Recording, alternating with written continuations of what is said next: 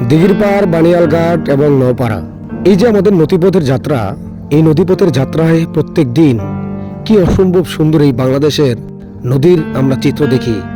সেই নদীর চিত্রই আপনাদেরকে আজকে দেখাচ্ছি। নওপাড়া দিয়ে কালীসঙ্গর হয়ে বানিয়ালঘাটে আসা যায় এবং চমৎকার যেই নদীর দৃশ্য, নৌকার দৃশ্য, সেই দৃশ্যই আপনাদেরকে দেখাচ্ছি। এটা আমাদের শরীয়তপুর জেলার কাছিঘাটা ইউনিয়নের একেবারে উত্তর প্রান্তে।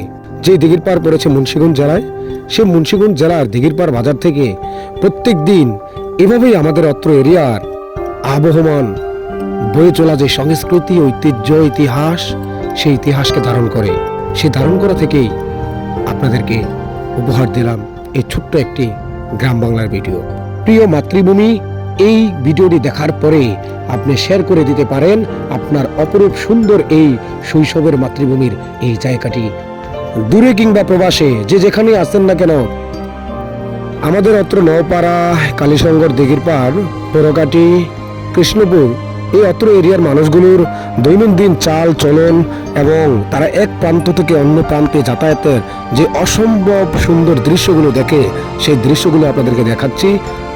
আমি আজকে নওপাড়া দিয়ে কালীসঙ্গর হয়ে আমার ট্রলার ছেড়েছে সেই দিঘির পাড় থেকে।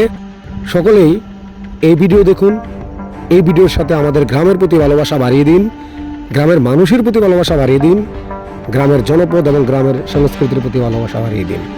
সবাই ভালো থাকবেন, সুস্থ থাকবেন। আল্লাহ হাফেজ।